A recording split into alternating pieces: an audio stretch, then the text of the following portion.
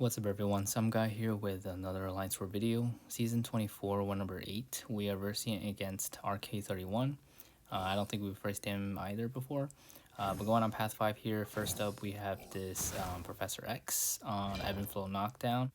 I will be using Colossus here. It's a pretty simple fight. The thing about Professor X is that only his first medium can be parry stunned.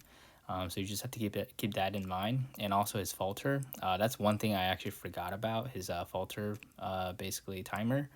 But basically I'm trying to just play parry heavy, so I going to probably have to back up a little bit because sometimes you can throw a light at the when he's close range. So right now I do shut down protection, so it should be just parry heavy. However, I forgot about the falter ready here, and I go in and try and oh, also I get hit by a heavy here. I thought I was far enough, but apparently his heavy reaches pretty far. So right now I just try to get the falter down, but the timer for the falter is actually longer than I thought it was going to be. So it stayed on me for longer than I thought. So I had to actually wait it out a little bit longer. So I did get a punish over there. So right now it's not looking too well. I'm at like 50% health here. Bait out this SP2. His special 1 and special 2 are all pretty easy to bait, and dex and fully dex it. So right now I'm just trying to trigger falter on myself to get the timer going, but he wasn't triggering, so I thought it was over, but it wasn't. I think it's because I had him parried stunned, and might be something to do with the pacify, or yeah, pacify mastery or not. But luckily I didn't get punished over there, and I was able to keep my parry heavy up and finish it with the SP3. So not the cleanest fight, very sloppy Professor X fight, but Colossus got the job done. Moving up to the next fight here, we have this Nick Fury on Ebb and Flow Knockdown and Heavy Hitter. He used to be pretty common to be placed there, just because when he gets into second life, he becomes stun immune, so you can't really knock him down as easily. I will be using Quake since Stubborn is gone. It's very easy Quake and Shake fight. So earlier you saw I can just knock him down while he's concussed and stunned, and to shut down the protection node. You can do that while he's still in his first phase, just because you can still stun him. And from there on, it's a very easy Quake and Shake fight. Just make sure you don't mess up, because if you do, he is pretty hard, especially in his second life, and if he ends a light attack on you, his bleed can do quite a lot of damage, especially to like a small champ like Quake with not too much of a health pool. But second life, you just have to watch out when he transitions from his first life to second life, because he can come out of that stun very quickly and it can catch you off guard. But most of the time when he goes into his second life in the beginning, he's usually pretty passive. He will most of the time he will dash back a lot of times, I find, and then charge at you. But other than that, it's a very easy Quick and Shake fight. Yeah. Alright, moving on here, we have this Dr. Doom. I think it's a rank 3 on Power Stack and backup recovery. I will be using Quake here. Plan is just to get a minimum of Aftershock, like 3 or 4, and then just wait it out and dex it when he's in the corner, or when I'm in the corner, so that the stun timer should wear off before the concussion timer, which allows me to dex and bank my precision buff. And from there on, and it's just regular Quick and Shake fight. And when he gets to his 50% health, backup recovery will not trigger power gain, because concussion will be up, and he will instead gain health. But I think I have Pacify or Petrify maxed out, so he won't gain that much health, as you can see. So it's not too bad, but very simple Quick and Shake fight. You just gotta set it up in the beginning to start with. That's probably the most important part of the fight, and the setup in the beginning, and from there on it should be pretty smooth sailing.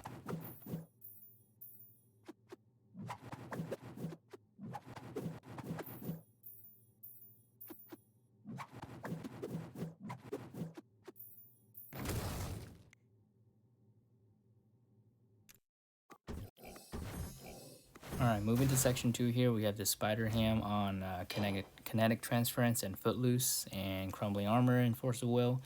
I will be using Quake. Honestly, I'm not sure who else is a better counter to him on this node besides Quake, since Quake can just ignore all of those nodes. Plus the a Crumbling Armor also gives us a willpower to heal up, so that's pretty nice. Spider Ham is very quakeable. His animation is a little bit tricky in the beginning, at least for me to get used to, but once you get some practice in and you're used to it, it's very easy. And I don't think he has a huge health pool either, so he goes down pretty quickly.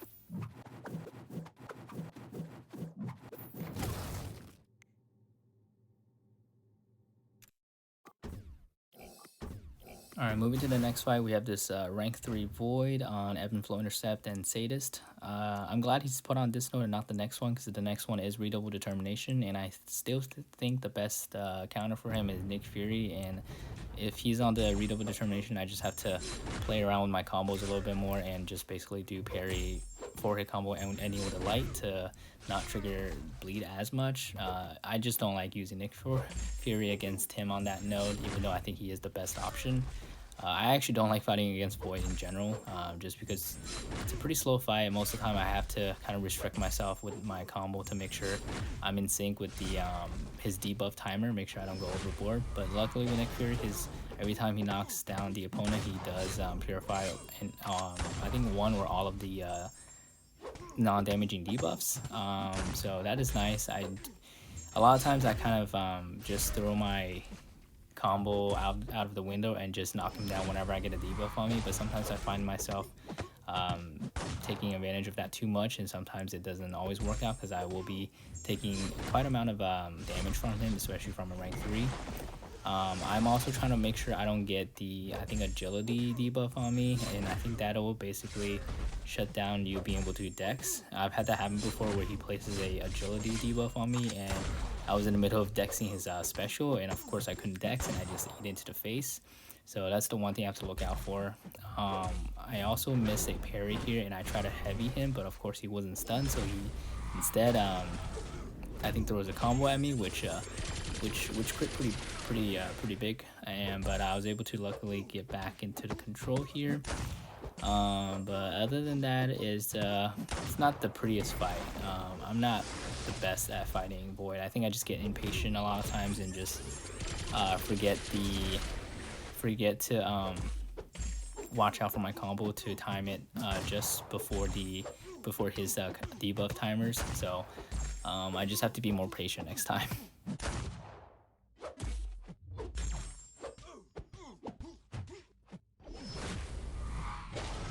So yeah, he's almost dead here.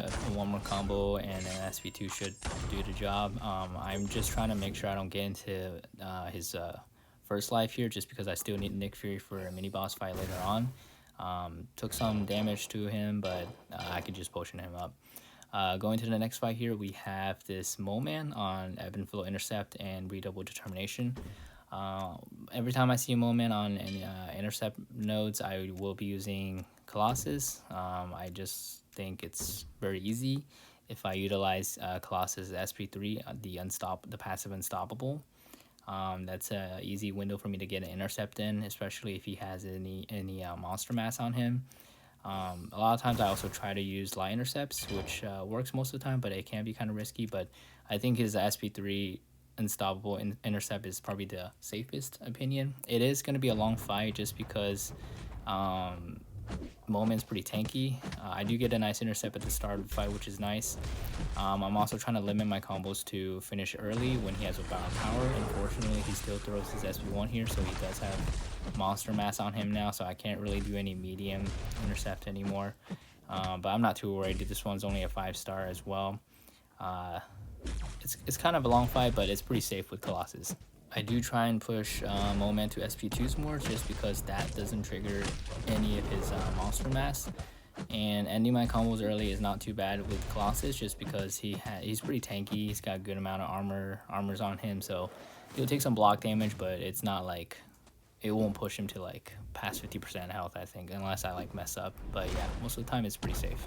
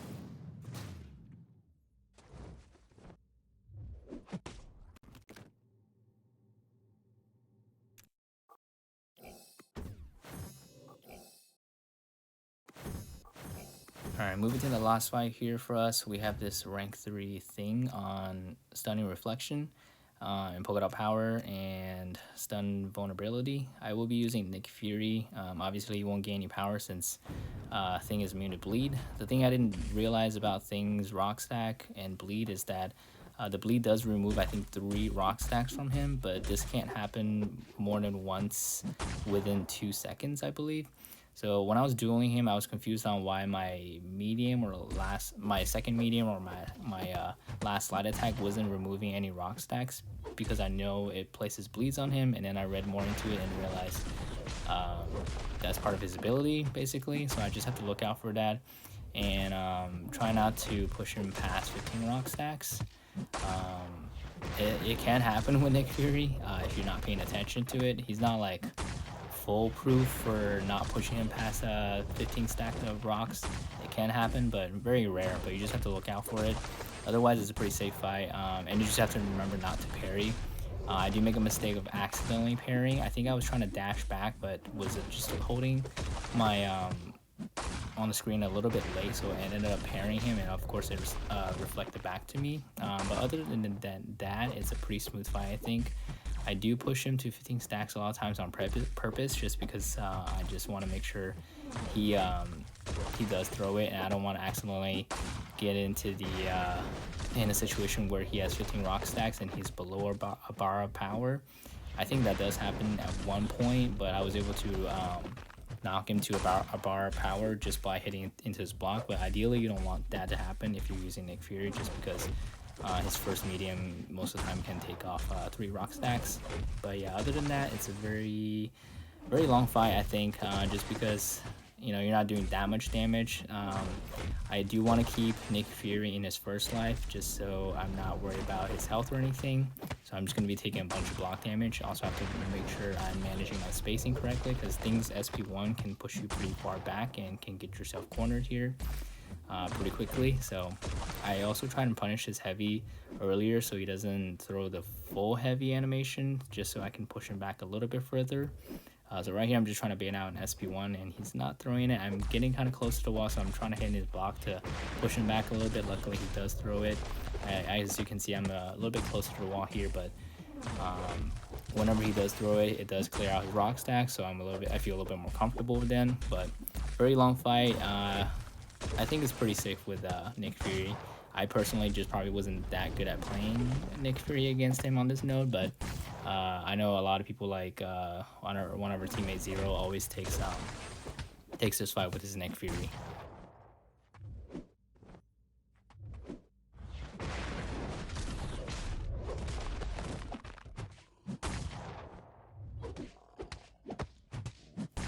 So right here, I'm trying to dash back, but I was a little bit late on it, so I accidentally parried, and the stun reflected back to me. But luckily, I didn't take that much damage. I don't think it crit that badly. Plus, 6-star adrenaline was able to heal me up a little bit, so it wasn't too bad.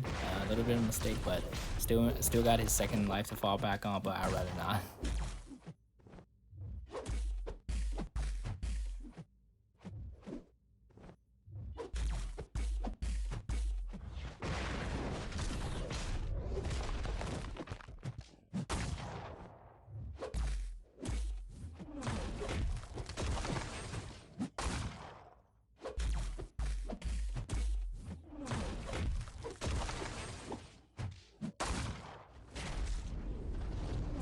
Alright, he's almost down here. One more combo should do the trick, but as you can see, it was a pretty long fight, almost a 4-minute fight.